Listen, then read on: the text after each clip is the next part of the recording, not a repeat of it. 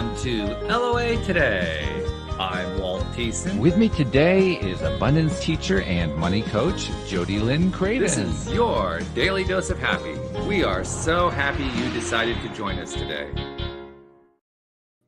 And Jody Lynn, of course, we're doing our usual Wednesday show that we do together. And we got our guest joining us today, Michelle Whiteside. But I was also thinking about how before we got started here, you and I were talking about web-related stuff. And then Michelle comes on, we're talking about how you get podcasts going and so forth. And it occurred to me that the pre-show conversation was kind of like a little mirror image of the fact that we are now doing these wonderful conversations, and have been for many years, doing these wonderful conversations online using internet technology. Mm-hmm. And how cool that is. I mean, you're in Canada, I'm in Connecticut. Michelle, where are you located? I'm in California. So we got far distant places that we're all connected to. And we're having conversations like this because of this wonderful technology. Right. I love how exciting that is. It's amazing. Yeah, I love it. So we're going to dive into that at some point, I'm sure, during the show. But first, we got to find out a little bit more about our guests. So Michelle Whiteside is, she has a whole story that leads up to what she does now, but she basically helps people. And she helps men, she helps women, she helps teens. She's going to be telling us all about that. She helps with trauma and overcoming codependency and addictions and all kinds of nasty things like that. But as usual, there's also a story that goes with that. So, Michelle, that's what I'm going to ask you first. First, I'm going to welcome you, say, hey, welcome to the program. And then the second thing I'm going to ask you is, tell us a story about how Michelle Whiteside became Michelle Whiteside. Oh, we don't have enough time. Well, give us the short version. The short version. So I'll tell you how I got into being a certified master recovery coach. Because it's kind of a lot of people went through the COVID, been a hairdresser for 29 years, 30 in a month. And when COVID hit, we were at home 7 months, not working. Yeah. But I always liked helping people. I kind of wanted to go into psychology when I was younger. And I had the same beliefs and programming a lot of us were instilled with, that I wasn't really capable and so forth. And there were other things in the mix. So I was a good worker bee, right? I worked at Nordstrom. I did all that. And then I was always around people and helping people, whether it was in a capacity for service of like healthcare or in retail, right? So, and hair as well. So when COVID hit, I went back to school. A lot of things were changing in my life in a very big way that it was coming for some of them, but I didn't realize what I realized, why I went through it, like a lot of us, right? So I didn't realize I was codependent. I didn't realize that my marriage was not really what it appeared after 28 years. I didn't realize that I was intelligent and capable and had a big dent to make here on the planet. So went back to school, took a break from the husband, and a lot of things started to happen. My son moved out, so empty nest, and my salon now, people came to me, but it was like from being the top of my game, 3 days a week, 7 to 8 clients a day, making very good money, to not that, and having to really kind of regroup, so to speak. A lot of my clients, some of them did stay with me and they're still with me, but really it was time to step into who I am today, the best chapter of me. And that's what I try to help with. I didn't realize my trauma, ADHD, abuse, and all of that. I didn't know really any of that. And I'd done a lot of work, but the layers, right? The peeling. And I think I was ready. And when you step out certain situations and you see things you didn't, and as you grow, you realize, wow, and you start to learn to have empathy for yourself, and you start to learn to parent yourself, and you start to do that, and your beliefs and patterns change. And so within, so without. But I was trying to do that with a Louise Hay's book when I was 18. I was missing the boat. I was partying like crazy. But I was trying. So some of us kind of had that when we were younger. Like we had some kind of knowing of, like I said, I believed in love, and we didn't have internet. My mom is an emotional manipulator. I'll use that word instead of the other one that's thrown around all the time, but she really is. And so I emulated that in my relationships. Right. And, but I would go to the trees all the time and play with the fairies. And I would say, I believe in love. And when I moved out, I was like, I believe in love. We didn't have anything to know what that even meant, but I did. So it's just following. So now I'm able to do that with other people and give it back, right? And I know we're supposed to have women or men or whatever, but my business clients, I have male clients, I have women clients, and I have teens. So it's all the same thing. It's just different. It's just kind of guided a little bit differently. But we all have the same, not enough cards. We all have the same, we've been beliefs or programming from the universe, from our homes, or from whatever, that aren't necessarily true. And 95% of what we do is we don't know, which is frightening. I used to say I need an exorcism from my subconscious, but anyway, it's a lot of work of being aware, but then all of a sudden you're different without knowing you're different. So there's NLP, and we're masters of habit change. The Health Institute is what I learned, and with support and accountability and a great system. And it's what they did to me. So what happened was, it was a personal development school. I didn't really know that. As I was going through all these huge changes, alone with my daughter in the house, and my best friend I met there, and she's still my best friend, and she was coach. We'd practice and stuff like that. So I was doing everything I do with my clients. So it was working on me. And they're like, you'll be forever changed when you're done with school. I'm like, oh yeah, whatever. No. Yeah, they are. They were right. And so then just giving that back, I mean, it really saved my life. It really saved my life. And I tell people when they're in transition, and moving through grief, or moving through a different job, or just different parts of themselves, that to do something big, it doesn't have to be a new career, but something that's, you're just a little uncomfortable, but it's part of you to build for yourself, right? Very, very important. One thing that I'm sure Jody Lynn picked a lot of things out of what you said, and I did too. But one thing I'm really thinking about is you talked about supposed to. Those are probably two of the most overused words in the English language. You're supposed to do this. You're supposed to. You're supposed to have this kind of clientele. You're supposed to show up in this way. You're supposed to do that. Shoot on yourself, right? Oh my goodness, yeah. I mean, there are a lot of words that we use that I find. Where does it come from? Who made it all up anyway? Yeah, who said that? Who's the person who said that? Right. I'm whole anyway. We're all whole together, and then Yeah, it's incredible. Relearning. It creeps in there. There's the should-haves, and there's also it falls into a lot of different descriptors. The category I use to describe it is the victim category. The thing that amazes me more than anything else is how we make victims out of ourselves. Right. We tend to think of other people making victims out of us. We're like volunteers. We do it to ourselves with the inner critic, and then everything out here also reflects that, and that keeps the story up. But it's actually easier to stay there in that stinky diaper than it is to step out and realize you are a creator of your life. You are able to make changes in who you want to be. It's just easier the other way, but not for everyone. Some of us, the universe hits you with a punch or a feather, right? So whether you decide to look at which one or whatever, but I think some of us are just kind of that way, because there's people that still are where they're at. Jody Lynn, what are you latching onto from what Michelle's saying? I love the punch or the feather. Mine's more been like several punches. Yeah, me too. I really haven't had the feather because I don't really listen when it's the feather. That's the problem. No, I mean, right? We've talked about this a lot, especially recently, why do we go through hard times? I think because the punch is more effective than the feather for a lot of us hard-headed individuals. You get so ingrained in that space, it becomes easy to be there. Like you were saying, I 100% agree with that. And I think more than ease, I would love your opinion on this, but what I think is that more than ease, it's a fear of, I don't know what that looks like. I was going to say that. I got goosebumps. I know. I don't know.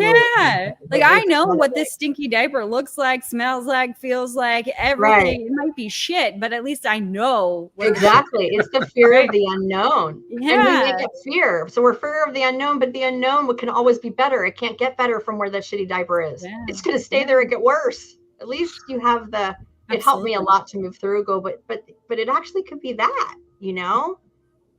right? Yeah, I was afraid of what I would learn about myself that I didn't like. And that would often be the barrier that stopped me, is I'm going to, the other shoe is going to drop and I'm going to realize I'm this awful person. And that was really hard for me to walk through. Not that I done anything bad or No, like I get been it. a bad person or anything Right. like that. But I just Right. had this deep-seated belief that I was really bad. And eventually I was going to know that if I dug deeper, and then everybody else would know too. So funny you should say that. I felt the same way when I was younger. I thought that if you got to know me, that you'd think I was crazy, or you'd find out that what was that? What? Not even like, yeah, like it holds us back, but Totally. you need help to get out, really, or something greater, and support and friends and coaches and therapists and blah, blah, blah. But you have to want to do that, though. Totally. The call has to be louder than the other one.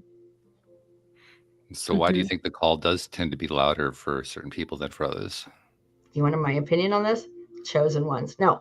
I think everybody has the propensity. What I've noticed with my clients, and I do a lot of LinkedIn audios, and I've made some really great friends. Oh, I got goosebumps. And the collective there, and I learned to talk like I am now because it was really scary.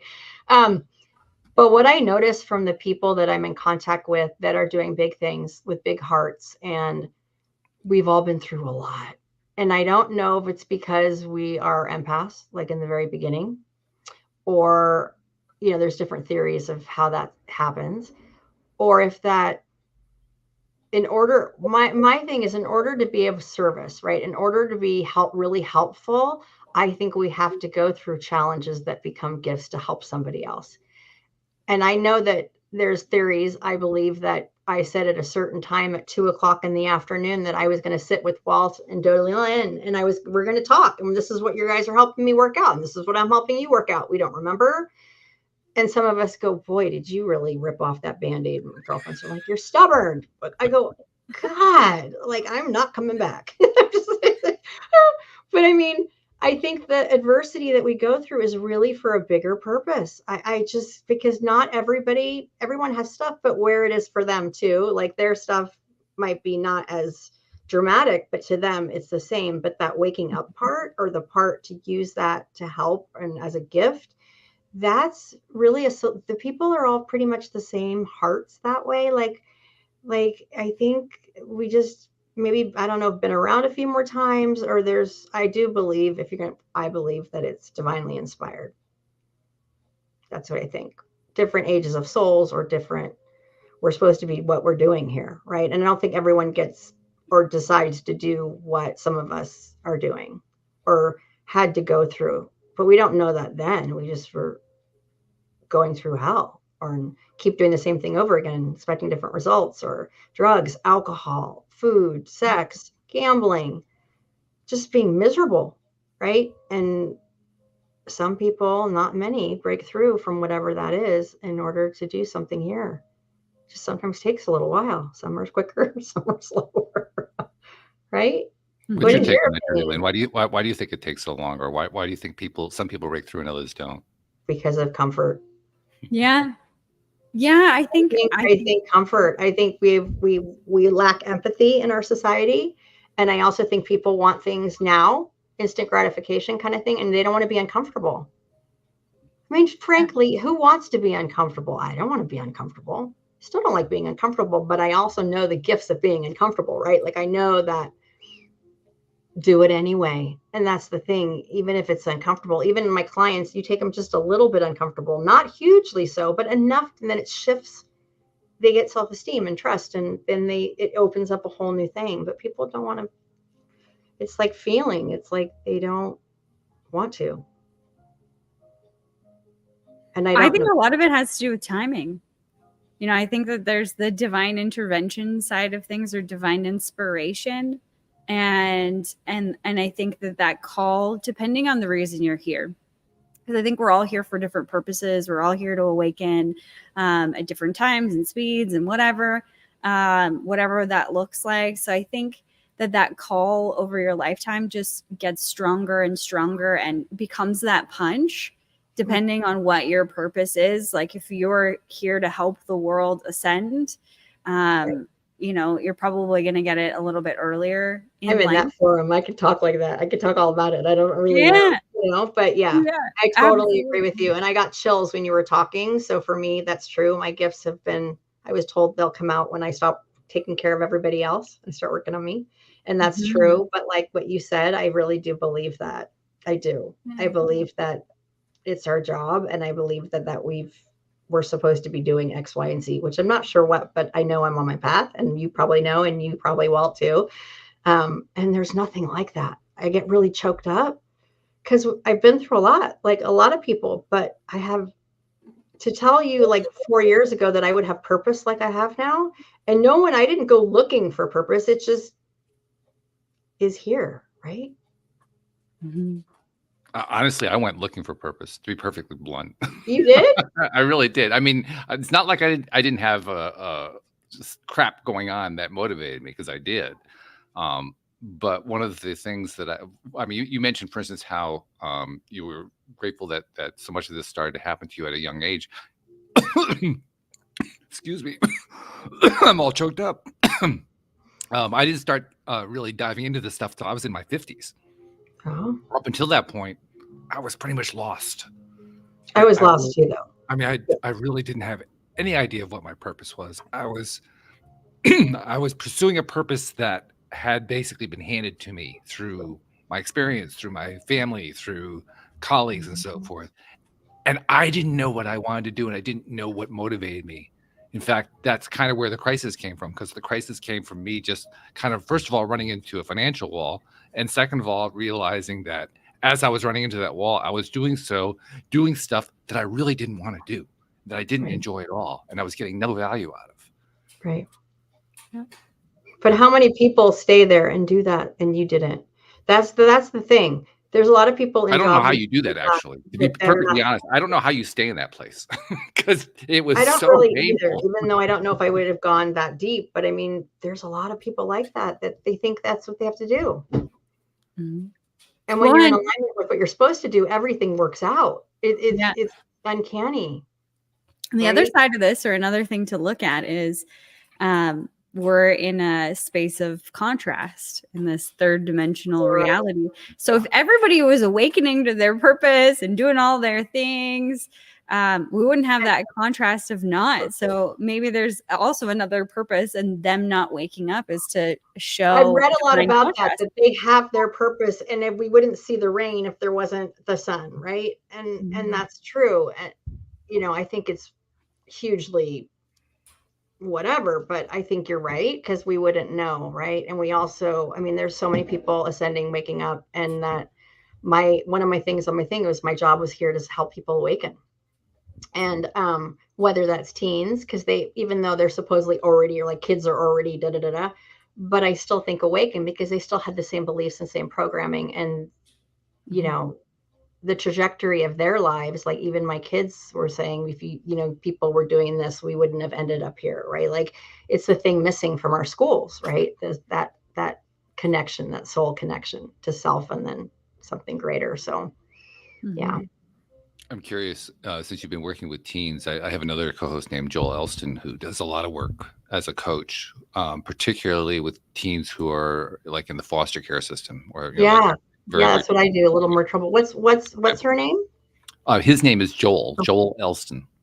Okay. But one of the things that he and I have talked about a lot is that when you help people like that, when you teach them concepts about law of attraction, how the universe works, how energy works, all that kind of stuff, they pick it up so much faster than adults do. Because we've come to the conclusion it's because they don't have as much baggage. They haven't been doing as much and carrying as much and building up as much momentum on stuff. Right. That is kind of jump out of the line still, right? But I mean, do you see the same thing happening when you're working with teens? Yeah, my teens are great. So I also work with teens that aren't in the normal, but they're round, hole, square peg. Some of them are, from juvie or what. I mean, some of them have been in juvie, and then they get all proud they didn't go back, and because they never have to go back there. So they have a lot of second language students. And what I find is they're so, I mean, they speak Spanish and they're learning more English, but they're like meditation, and they're taking the class through. And it's like they don't miss a beat. But what's really great is how they start to act different in the class, because I'm just holding a flashlight for them. but they know they have big hearts. And if you call them on it, they feel like you called them with their pants down, right? Because they're used to being in trouble and not showing up to school, but they're like amazing little people. And to see them hold the space for others when they're talking now differently than they used to, how they talk with me, the things they tell me they want to do, which is really vulnerable. Like, I'm like, wow. And, I didn't know what I was doing. I fell into it. I had no idea. I wanted to work with women who were leaving toxic marriages, and that's what I was going to do. And of course, divinely inspired, I have kids. I was like, oh my God, no. But they teach me so much, and the profoundness of how they are and what they need to learn is, like I said, I'm just going to believe in them for an hour. Like, I don't know what I'm doing. I have curriculum, but and then I created the Meet the Future You program, which is really cool. And, and I base it on the week and where they're at. And, we don't need ground rules anymore. It's really great. I love it. And I think a coach should be in every single school all over the US. I think it's very important because it's the action of changing all of that stuff so they can do whatever they want to do. If it's been done before, they can do it. And if it hasn't, you can figure it out too. All over the US and and they Canada might say too, that, but they don't believe it. Around the world. What? I was just asking. Yeah, Jody well, Lynn. I'm thinking, I got goosebumps again. So yeah. My thing is, I'd love to travel around, but yeah, all around the world. I mean, I have friends in my collective on LinkedIn from Zimbabwe, from Australia. I mean, we're just, all over. Go big or go home is one of my little mottos. So. Yeah. Very Yeah. good. Yeah. Me too. Thank you. Do you have questions, Jody Lynn, or do I jump back in? Keep going. Yeah. No, I didn't realize we were in so much alignment. That's probably why I reached out. But I was like, I love this. I just love this. And I think there's going to be more. And it just makes me so happy because it's what I've always believed, even younger. I just had to get out of my own way. And I just love meeting my tribe. I just think it's awesome. And I want more of them everywhere. Well, the tribe grows. It's growing. This year is supposed to be a big year. Yeah. Really big year with a lot of things that we're not supposed to be afraid, right? Because a lot of people are going to need our help to know there's bigger purpose here. They're not going to understand. And I'm not sure. I have my ideas from all. Well, I remember when I first started the podcast, I started in 2012. And podcasting was just kind of starting to get going at that point. It had been going for a few years, but it hadn't really taken off yet. And here I am talking about law of attraction, right? And knowing that in most cases, anybody who I was talking to about that was going to be very resistant, and they're going to show their resistance. Back then. Oh, yeah. And here we are 11 years later, and I can't even find it. I have had one guest in the last 4 or 5 years who came on the show and said, I'm going to disagree with you about law of attraction. I think it's a bunch of nonsense. One out of hundreds. And I think to myself, wow, what a shift that is. It's 100 degrees the opposite of what it was when I started.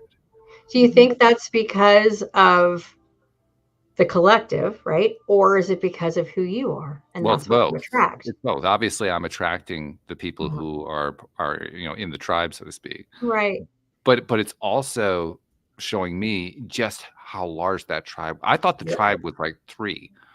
Right. I thought it was really, really tiny. Right. It's a lot bigger, and it's growing. It is, and all over the world, and everyone talks the same way. And I'm like, wow. I'm like, you couldn't know that, and you know that. It's the same. It's so amazing, right? It actually kind of blows my mind. One of the things, so I started my coaching practice, I don't know, 7 years ago, something like that. And at that time, I'm channeling key codes to abundance and things like that. And one of the things that divinely dropped in was shoulding all over yourself. And the amount of times that I have now heard that in the last 3 weeks is eerie. Not from people that I've ever met or that have probably even seen any of my content or any of my work, but that concept of shoulding, like shitting all over yourself, has just I say that all the time. Hit the consciousness wave and has gone beyond my channel, the things that I brought through, because nobody was saying that, 7 years ago. Never heard it in my entire life. It dropped. Shadow work is not new. Shadow work is really old. Carl Jung, shadow work, but everyone's like, shadow work. I'm like, oh my God. That's like the pet rock if I had done shadow work. I'm dating myself, but yeah, because it's like to people, it's so funny because it's not new, but it's new. Yeah. So I'm wondering about the shoulda things, if there's somewhere, Jody Lynn, that you might want to look at that, because you're seeing it everywhere, right? Just that phrase, shoulding all over yourself. That's something that I had never heard, that I had channeled 7 years ago. And then I started using in my practice. I had never heard it before. And then I have heard other people speak of it now. And I think it's the conscious wave that we're all really, truly connected, and that thought isn't independent, that we're all connected to one another. I need a sweater. You guys are giving me chills all day. And that's one of the things that it's just true, and I'm connected to it, and then it tells me chills. I'm trying to remember when I first heard. I know shoulding was something that I first heard here on the podcast from a guest or a co-host. I can't remember who it was exactly. It was about 5 or 6 years ago. So I think you're right, Jody Lynn. There's like a consciousness thing that was going on there. Yeah, and it was kind of spreading like wildfire. Well, and that's the beauty of. That's the beauty of like life, of this work, of spirituality. I think of this in general, how we're all connected is, you continue to drop little seeds everywhere you go, just like a bird drops seeds, or a bee or whatever, right? Like they're pollinating all these flowers. We're doing the exact same thing with all of these beautiful ideas and concepts. And whether, like you are actively trying to like beat it into somebody's head, that's one way, and that's an option. But also just having these conversations like you have, Walt, for the last, several years, 2,000 episodes, or how long it's been. All of this is waving out and like rippling out. That's the word I'm looking for. Rippling out to so many people beyond what we see in front of our faces. Right. Yeah. And energetically too, right? Like not even just, I mean, I think, the highest vibration is authenticity. I thought it was unconditional love, but it's authenticity, and the lowest is shame. But supposedly the way they weight each other, like you get so much of the higher vibe, lower vibe, which is not really, but just saying like the shame, it outweighs like 1 to 5. Like there's a huge thing. So once it shifts, it's going to just totally just shift over. That's the concept, the thought, right? That leads to a topic that I've long been interested in. I'm curious to know what your take is on it, Michelle. But the fact is that we live in this world of contrast, this polarity world. And in this world, we've all experienced it. The vast majority of humans are absolutely fixated on the negative. I mean, we can't get enough of it. We love drama. We love, and anything that we're interested in always has a very strong negative side, and that's what we latch on to. You show fuzzy bunnies, and there's an audience for that, but it doesn't hold very long. What holds everybody's attention is, train wrecks. Right. Why do you think that is? Why are we so wrapped up in the negative? I think there's a couple of reasons. One is back to that belief system again. I was raised pretty negatively, like just always, never, whatever. And so, but I also think just being out there, I think it's in a weird way to like the hit that I'm getting actually is like, if you're a negative victim kind of thing, then that's all you have to do. And you don't have to do, it's a whole thing. You don't have to do that. And you don't have to feel uncomfortable, but also you don't have to, it's almost like keeping yourself separate in a weird way, the negative, because if you look at people who have like the negative with the judgment or all that, it's also deflecting from themselves again, which is the uncomfortable part, they think. Well, it can be, but I think that people are just so used to being, everything is negative. Mm-hmm. And toxic positivity is a different thing too. I mean, just being positive. I was just thinking about that. Yeah. Right. Like, and I'm not for that either. I think it's the flip side of the same topic, really. Right. Totally. And I think it's the same thing. It's a kind of a protection. to keep yourself separate or different and not have to feel and not have to know what that is. Because what's the opposite of being negative is being more positive. What happens if you're positive? Then you have to do something different. Then you have to maybe feel something unknown, or maybe what. And this is all unconscious, right? This is, people aren't walking around thinking this. This is just what they're doing. But they don't have a call or a punch or a feather to make it different. So they're not going to. And they're going to keep doing what they've always done.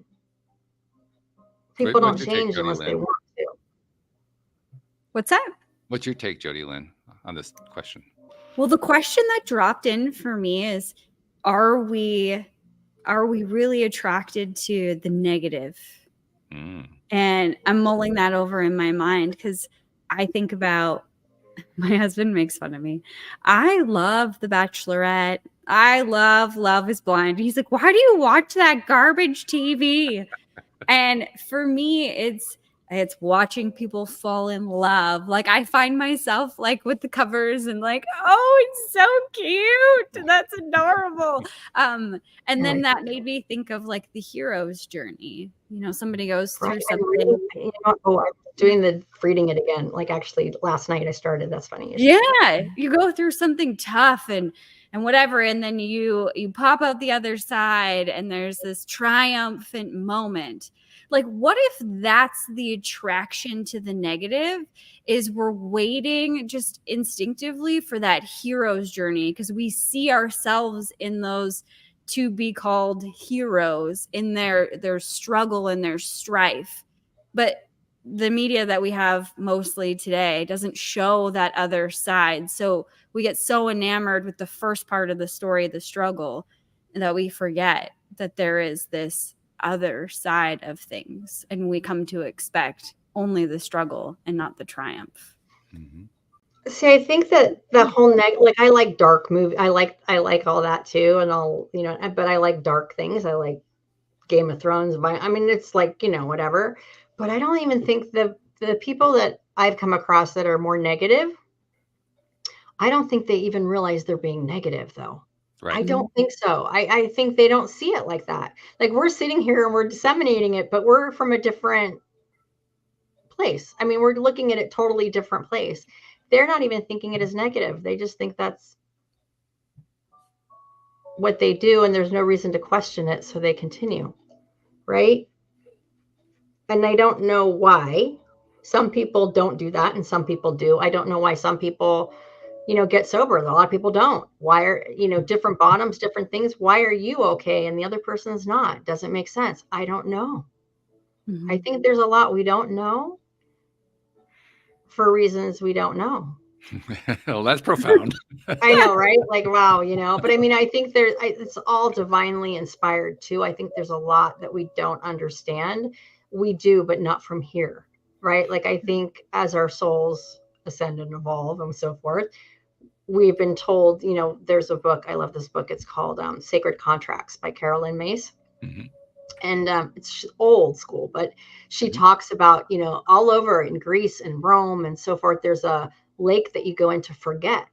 So when you come here, you don't kind of mess it up, because self-will or whatever, you'll do whatever if it's too easy. So we don't remember until we get to be midlife. Remember, if you're in that arena, because we would not do the things we're supposed to do here.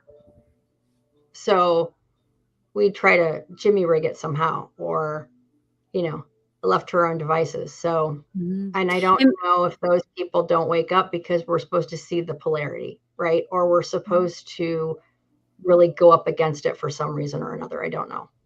And perhaps if we remembered it, we wouldn't have chosen the same paths that we needed to go through to learn the things that we needed to learn to awaken, or to get on our path. That's exactly what she said. Yeah. So if I'm here to learn forgiveness, or I'm here to learn unconditional love, or I'm here to, like, for myself or whatever, if we wouldn't do that. I mean, we decided this is why we're here. If this time to be here in the world right now is we decided this is a very pivotal time in history, and we just all decided to be here. Interesting collective choice too. I think there's another piece to it too. What? This is one that I've thought about quite a bit, and I don't think it really necessarily answers anything. It actually asks more questions than it answers. But it comes from law of attraction teaching. The basic law of attraction teaching is that you want to focus on what you want rather than what you don't want. Otherwise, you get more of what you don't want. Right. One of the things that people tend to do is they tend to repeatedly focus on what they don't want, with the belief that if they somehow do that, that they're really focusing on the opposite of it. Right. And I am notorious for that. I think that's how I used to be, like always. And as Abraham Hicks pointed out, when you're doing that, you're really not focusing on, and first of all, what you're hoping is an opposite really isn't an opposite. As they pointed out, the opposite of something is the lack of something. It's not good versus evil or something like that. It's the opposite of thing is lack of thing. So it's not truly an opposite. But even more than that, just knowing the thing that you don't want doesn't automatically take you to what you do want. You actually have to take that step. You have to mentally take the step of saying, okay, yes, it gives me contrast. Yes, it gives me perspective. But with that perspective, what do I want instead? Right. And that's the question that we're not used to asking and answering. Right. So we get stuck on, well, I got to keep looking at all this negative stuff. I got to explore. Here's some more negative stuff. I'm going to keep working on this negative stuff because, by God, there's got to be something positive in here somewhere. If I just look at enough negative stuff. So funny. It's so true. It's so not like that arena. There's no not unconscious, but it's so true. And if you put law of attraction, right? If you keep doing that, and with the mind talk and the critic and all of that, you're going to keep, because we manifest all the time. There's a whole thing about that. But as we go, that's what we keep doing. And we are trying to prevent it from happening because it's a fear thing. So if I, I'm scared. You don't even know if that's going to happen because that happened before, but you think our subconscious is trying to keep us safe. So how does it do that? And then we have those negative tapes. That's what has to be rewritten. That's changing the gray matter in our brain with NLP, or it's all a little bit of everything, meditation, and changing it with a different story, even if you don't want to, and being really conscious and aware of what you are telling yourself, because my critic was so quiet. You couldn't hear it, but it was running always in the background, right? Until I really did some more work and solitude, and it finally, and they come up or you see something, you go, oh, there you are. Okay, now I'm doing this instead. And you do something instead different, right? You can change your belief in the moment if you do the opposite, right? But a lot of us can't dream. We didn't learn to dream either because we didn't think we were capable. So there's a whole thing too. But a lot of people don't know that. I remember when I was growing up. I was growing up in the 60s, and one of the albums that became popular during that time was Simon & Garfunkel's Sounds of Silence. The song Sounds of Silence includes a phrase that says, hello, darkness, my old friend. And I remember hearing that the first time. I thought to myself, what on earth is Paul talking about? What on earth? Hello, darkness, my old friend. Like, what are you, like some sort of super depressed being or something? What's going on here? I had no idea what he was referring to. Now I get it. Because that darkness side, that is a friend for so many people on a regular basis. It was a friend for me for a long time. I didn't even know it was a friend. Familiarity. Very familiar. Right? Yeah. It's that safety zone, that comfort zone you were talking about. Right. But when you realize that is our friend, it's our gift. It's that darkness is helping do X, Y, and Z, because you can't do X, Y, and Z without the darkness. But you have to know that you need to walk out of that to know that. You made the reference earlier to how easy it is to stay in that comfort zone. One thing that I find happens over time, I certainly have found it in my own case, is that the more work that I do on myself, the more I get to the point where I actually notice when I'm starting to feel comfortable, and feeling comfortable feels uncomfortable. I know. It's like, I got to do something. I'm starting to feel comfortable. This is not good. Right. Or I think I like stagnant, but I get this feeling too. And it's like, but I'm always have something there that's going to step me out of the box. I don't have to do too much. Right. Oh yeah. It's not like you have to work at it. I need a break. Just slow down. Right. Right. But it's just awesome. I mean, it's great. I could talk about this stuff and read about this stuff forever and ever in a day. And of course, my mind wants to know all the answers that we don't know, but we're not going to know. Well, that's why we talk about them here on the show, because Right. We we go down like thousands of figure it rabbit out. Yeah, that's Mhm. what rabbit holes are for. They're for exploring. That's right. You, And I you have love that Jody Lynn coaches a lot like I do intuitively and uses channels and stuff like I do. And I think it's fabulous because we are really, I say that the best coaches because we use, I have a different employer, right? Like it comes and it's a magical and I love it. And I want to do it again and again and again. Right? Yeah. See, you did a better intro than I was going to do. I was just going to do a more straightforward intro, which was tell us about your Leveling Up with Michelle program. But you just gave the much better intro. So take your Oh, segue, good. talk Oh, about the good. pro, because your segue is so much more appropriate. So just Okay. take it to the next level, level it Yeah. up. Level it up. Yeah, I'm comfortable, so I'm like letting her rip. Oh no, well no. So talk about your program. Talk about the Leveling It Up Oh, Michelle program. oh, my programs. They've kind of evolved as I have. So I was realizing the other day that until I did certain X, Y, and Z, I couldn't get to X, Y, and Z. I didn't really know that then, but I realized it's my own evolution as well. Like you can't give back what you don't have. And I really wanted to work with women that were in business or moms, not necessarily all leaving toxic relationships, but people pleasers, saying yes when you want to say no, no when you want to say yes. And I kept getting stuck there, but I didn't realize that I had to do some more work on myself, which I did. And so my programs, and which is funny because I was working with men that were coming, like referrals and stuff. So, and they're awesome. It's the same stuff, same people pleaser, same kind of thing. But my programs are tailored. I mean, I do pretty much the normal, what coaches do, like a 12-week program, but I do tailor it for each person because I have my regular curriculum, which is based really on habit change, which is the beliefs and the critic and so forth. And so in the beginning, we find out what the real why is. Why are you doing X, Y, and Z? Not just, for instance, the kids want a car. Well, why do you want a car? It drives fast. Well, why do you want it to drive fast? Because usually you'll find out that whatever people want, it's usually not that. It's something deeper than that. And once you're connected to that and can be reminded of that, everything else pivots off of there. And we do little things that just kind of they're like, what? I'm going to declutter this? What? There is huge things because things are already shifting in the moment. I do use some of the esoteric in my coaching. I do Reiki, I do some tarot, and I do a lot of channeling. Like stuff will come out of my mouth that's not from my head, from my heart, and then we'll follow that. So we kind of move. Like I have structure, and I have 2 things that we do, but then I'll kind of go with where the client is at that day. Everyone ends up working with me longer. 12 weeks is where we start, but usually it's at least, I would say 8 months to a year because it takes time to peel that onion. And then more things come up that they want to uncover and find out. And it's really getting connecting with themselves for whatever their purpose is. I do a lot of like teaching, like on LinkedIn and doing all that, the audio events. I love that. And talking to people all over. I'm trying to do more with the schools. So now I created a nonprofit and an LLC for my program.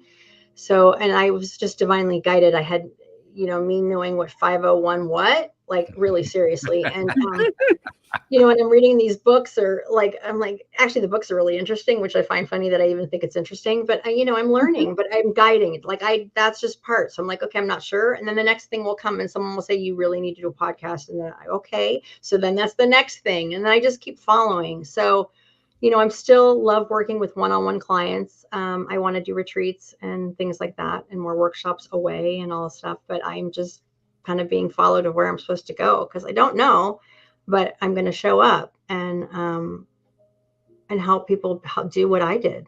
Right. And, wake up and also really embody them and enjoy their life and why we're here and go big or go home because everyone is recovering from something, right? Whether it's trauma from childhood, whether it's the job, whether it's just yourself, like you said earlier before, that we do that to ourselves. We really do.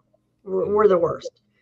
But when we step out of that, we are limitless. We are everything. We are, talk about solving health problems, solving everything else. It's all connected. And I think it's important to our evolution as a species to continue on. And I think a lot of us are following our purpose now. And I think a lot of us leaving jobs, corporate. I have a friend who coaches corporate women who are leaving corporate businesses. And, you know, it's really about that place. We didn't learn any of this, right? So we're all just guiding, and just people that are a little bit ahead are guiding more, really.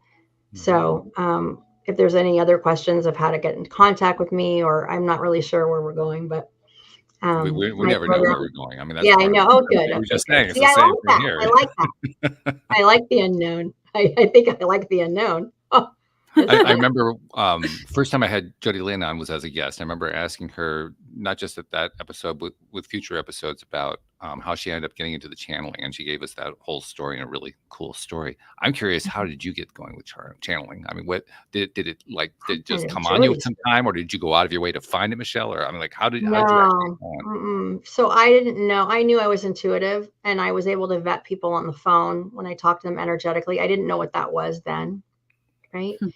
But I had a friend who does mediumship in Canada, and we'd talk in the very beginning of this. And she said to me that, you know, you're going to find out that your gifts are going to come when you stop taking care of everybody else. I started Coda. I started a lot of things, right?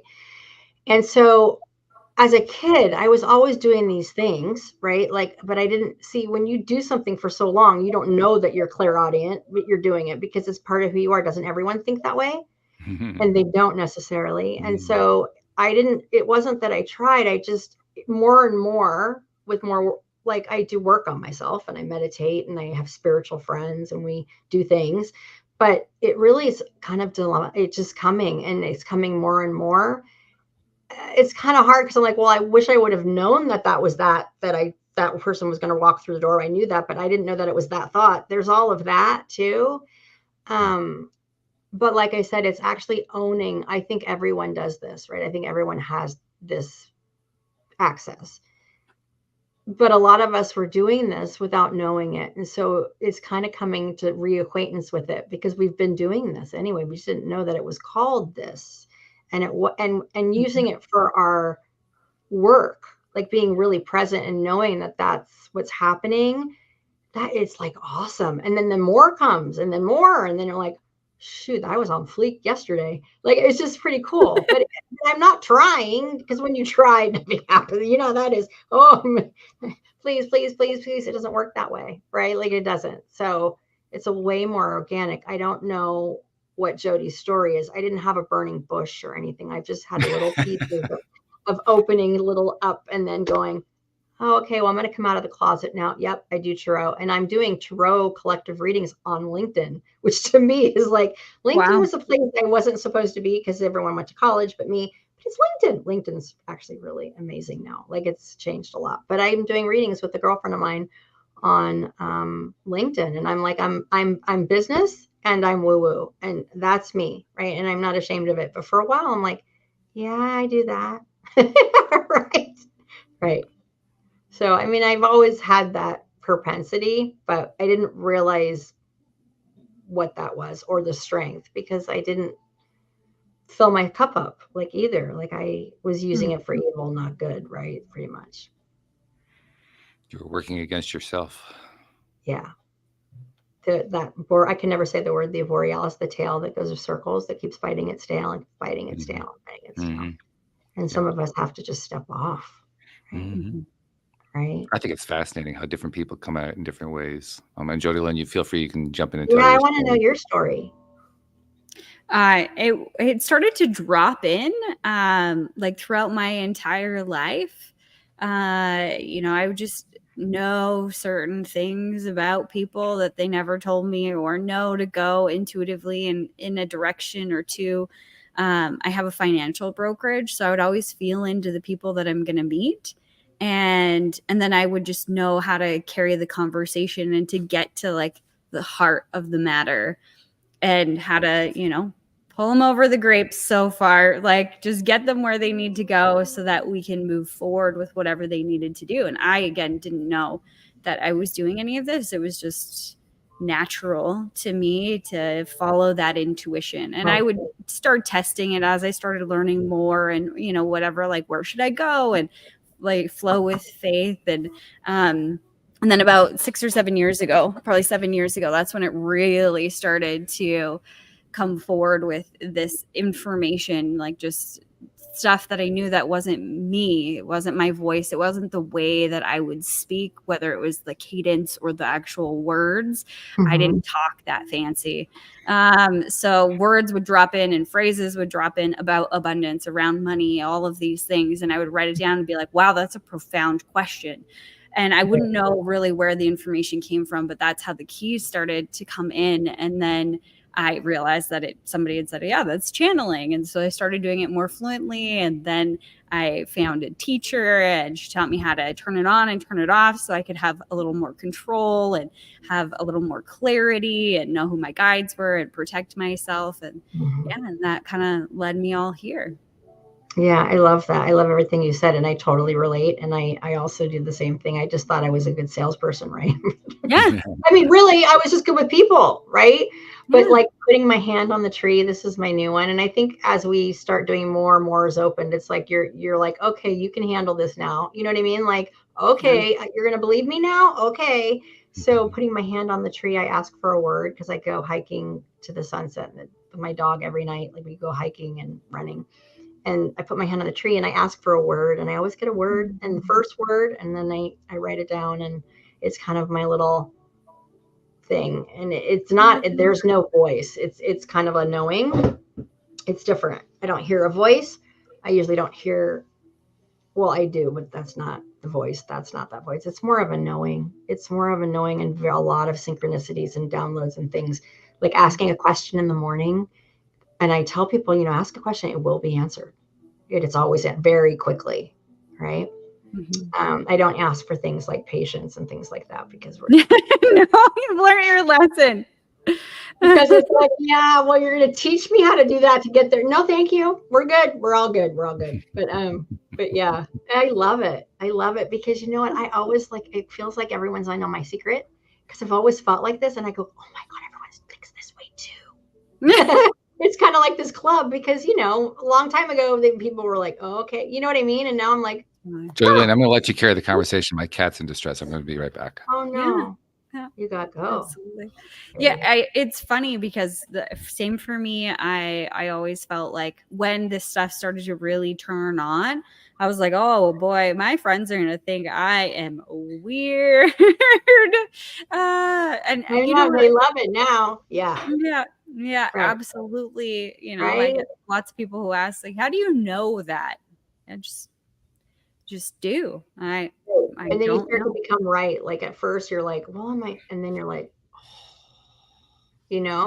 It's always it's still like a parlor trick to me because I'm so I second guess. I go, well, maybe not. And then I go, okay, you can't make it up. And you're doing finance and how you are with people. And I'm like, wow. That's really cool. Yeah. Well, and I think that bridge between that confidence that you build of knowing that what really helped me was having that coach, because I would channel certain things and I'd be like, this is freaking crazy. There's no way. I must have made this up. And she'd be on the other side of Zoom and I would write down what I had channeled. We'd ask a specific question for guidance and whatever. It didn't matter. Where was this? And or whatever, it didn't matter. And she would get the same answer on the other side, and it would just blow my mind every single time. And it just boosted my confidence. The way that my channel is a little bit different than the person who taught me anyway, is it's very detailed. And I think that's why it started with finance. Is there's a deep layer. I can channel things let's say, we're channeling about somebody way back in the day or whatever. I'd be like, yes, and she had a gluten intolerance and she would use rife wheat, and the rife wheat came from blah blah blah, their neighbor, and this, and it just has so much depth to it. And I mean, sometimes it doesn't, those details don't matter. But I think we're all different, right? Too. Yeah. I think we're all different because I do things different. I get the hits that I get, and they're usually after, and they're usually they're different than the knowing that I know. It's a different. I know there's 6 different Claires or whatever. Yeah. But but the way that you do that, right? So when you're in a group and you do group work with other woo-woos, it's unbelievable when you all are looking and you see the same color that's grounding the room and everyone picks the same color. Yeah, it's beautiful. Or he's healing someone and you can see the shoulder. Everyone sees the same thing. And you're like, my kids do it too with the color. I love it. I go, okay. And they do it. It's awesome. But I think we all have different, like our gifts are same but different, right? Like different things. What about you, Walt? I was actually in the camp of people who said, well, I never had any experiences like that. I was in that for the longest time. And then I started doing this podcast and I started having channelers on the show, and I started feeling inferior because here all these people are able to make these connections. I'm like, I can't seem to do that. Why can't I do that? And then one day I decided to just kind of give it a little bit of a shot because as Jody Lynn can tell you, I'm really good at asking questions. I can keep a conversation going really, really well on the show. I can draw information out of any guest. It doesn't matter who it is.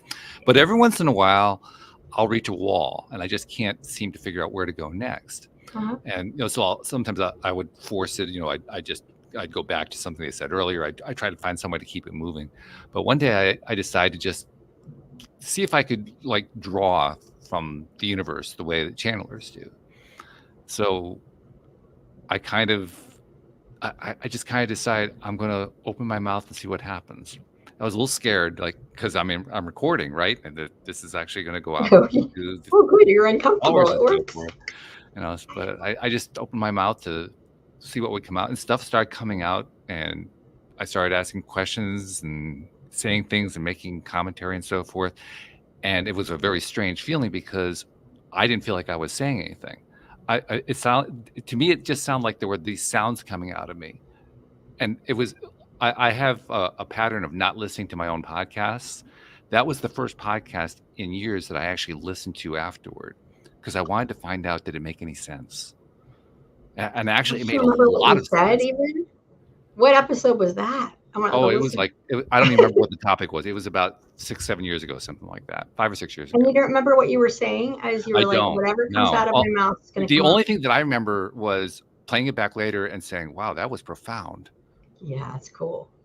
Because I certainly didn't know what was going on when I was saying it. That's awesome. To be, literally the way it felt to me was I was, okay, I'm going to open myself up and just let things come out. And I felt like, well, I got to fill in the space. I can't leave it as blank air. So I got to say something. So I said something like, well, what's coming to me right now is I just started talking just to try to get something going. And then all of a sudden, the sounds started turning into something that made sense to everybody except me. And I'm sitting there I'm sweating. I'm sweating as I'm doing this because I'm thinking, this is a bunch of crap that I'm saying. This is a bunch of nonsense. The people are going to get turned off by this episode. People who've been following me for years are going to say, I don't want to listen to this crap anymore. This guy's got off the deep end. He's lost his mind. That's why I had to play it back later to find out. And when I heard it, I said, wow, that was pretty profound. Where did that come from? It's so cool. Yeah, it's beautiful to watch, honestly, Michelle. As I watch Walt take us through a conversation, he always leads us so beautifully and unexpectedly. Like, I have learned so much over the last 2 years being on the show and just witnessing him step into his gifts. It's just such a beautiful experience. I want to come too. I want to come too. I love you. Well, you're here now. I know, I'm here now, but I want more. That's awesome. That's the thing with these. When you do this kind of podcast like this, it becomes addictive. I mean, it's a good kind of addiction. I want to do my own. I'm like, I want to do my own. I want to talk to people. I have good questions too. It's a healthy kind of. I mean, it's the kind of addiction where you don't have to go into treatment afterward. I mean, it's like good one. Really good. You know what? We got to have our things. Some of us just need our things. It's okay. Yeah. Yeah. And for me, what it has become, it's become my energy. It's one of my best sources of energy, just doing a podcast. Yeah. All of my people, whenever I work like this or on LinkedIn or coaching, my people, I get energy from that. It fills me up and I love it. I mean, it's like, it's kind of addicting because because I'm on my path. Right. And I'm kind of moving through the world. But then when I have people that are there that are on their path, but it's kind of adjacent in a weird way, it brings me back, really back to my path. Like, it's like, oh yeah, okay, purpose. Like, it's just, there's something very wonderful about that. I learn so much from people, like, it's unbelievable, right? I love that. I love people, most people. One of the things that never ceases to amaze me has happened once again, which is I look up and I say, my God, we just flew through an hour. Really? That Yeah, happens a lot though these days. it's remarkable. On the show, especially, Michelle. It happens very, very. But there is no time, right? It's not, there is no time. That was man-made, right? There's no time. Well, yeah. That's And I time find late that all out. the time now. I mean, we have discovered different ways to make an hour last 3 minutes and other ways to make an hour last 17 hours. I mean, it's really quite remarkable. Oh my God, how fun. I want to know more about that too. That's interesting. Well, we all do that. Let's be honest. I mean, we do. I just have you ever noticed sat now. through something where well, my friend Joel, he does the Tuesday shows with me, and we were talking about just yesterday, actually, where he was talking about how there are certain clients he sits down with who he just knows because he's worked with them before. This one's going to be a little bit painful. This one's going to be a little bit stressed out, and those are the sessions that seem to last 17 hours. Right. Whereas when he knows that it's somebody he knows they're going to take some steps, they're going to do some moving, there's going to be some motion that goes on. Those are the ones that last 15 minutes.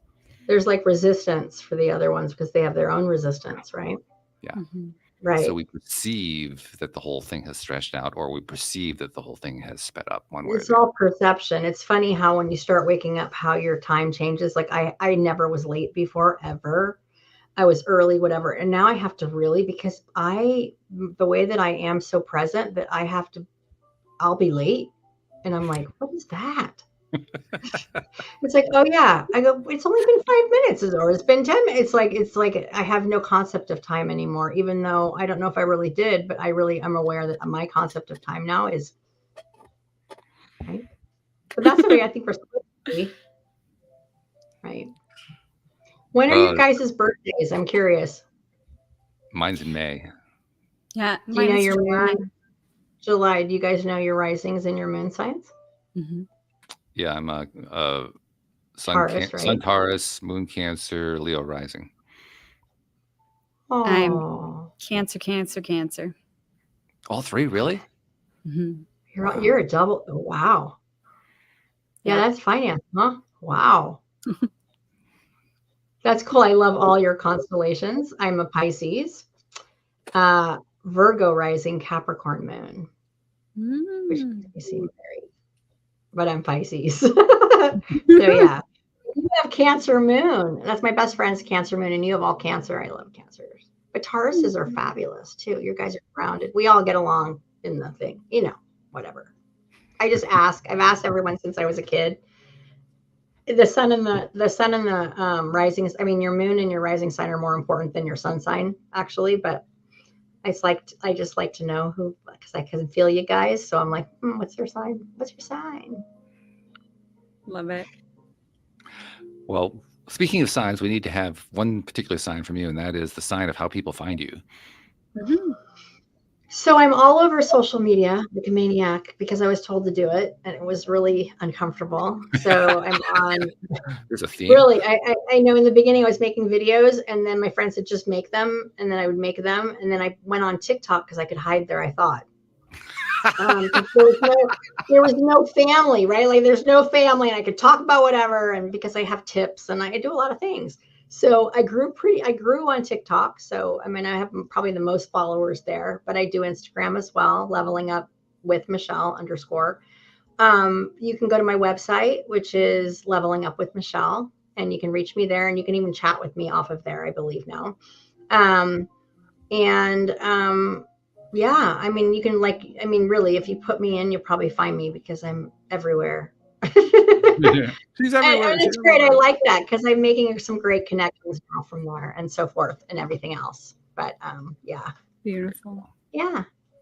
And then as Jody Lynn knows, one of my things I do is I go to my co-host to summarize everything because my co-hosts are really, really good at that. Jody Lynn's like at the top of the list at that. I know. So, she's really good at that. Yeah. She is. She really is. Right. So Jody Lynn, you got the spotlight. Where's the summary today? Where do you tie the bow together? I think Michelle has given us a beautiful example of when you take the unexpected journey, and you take every step with space or with faith, you'll get the answer that you're looking for. And to always remember that big hearts are doing big things. You're choking me up. See, she's Thank good. you. Beautiful. She's really good. I love that. I could do that too. I love that. You know, that I love that reflection, that you. witness function. Yeah. It's beautiful. And then the last thing that I always do with every episode, I've been doing this for a couple of years now, is it's something I noticed a couple of years ago. I noticed that because you were mentioning how you create the videos and so forth. And we all are, those of us who are trying to help people, we're talent creators and content creators. And we're putting a lot of stuff out there to people that we never meet, we never see, and we don't know how it all plays out. But it helps people in ways that we don't know about. And what occurred to me was we don't get credit for that. So I like to give credit by saying, on behalf of those people you've never met and you've never seen, never will meet, never will see, who you've been putting that content out to and helping in ways you don't even know about, thank you for what you've been doing, because you're making a difference in this world. Yeah. Well, it thanking me is great, but it's helping me too. The content helps me. You know what I mean? It helps me too. Yeah. And it's so funny because your coach, no, I'm a digital creator. like I do. but it's putting out, and I think energy brings energy, right? And so we're all putting out good energy out in the world of saying, hey, you can overcome this. Hey, this tip really works. Hey, you know what? Go easy on yourself. You're further than you think. You know, keep going. You got this. That's like we all use that. If you look at all the coaching platforms or whatever, we all say the same thing, you know, and helping people wake up and to be the best versions and have a happy life, whatever that may mean for them, no matter how old or what sex. Right? That's beautiful. All right. Very good. Well, Michelle, thank you for joining us. Thank you for sharing. Awesome. Thanks for becoming part of our extending family here, which is a great thing. Yeah. Sending you guys hugs. Oh, and I want to talk offline to both of you, so you know where to find me. All right. Well, then we'll draw a line to our listeners saying thank you very much to our podcast listeners everywhere, and we will see you all next time here on LOA Today. Goodbye, everybody.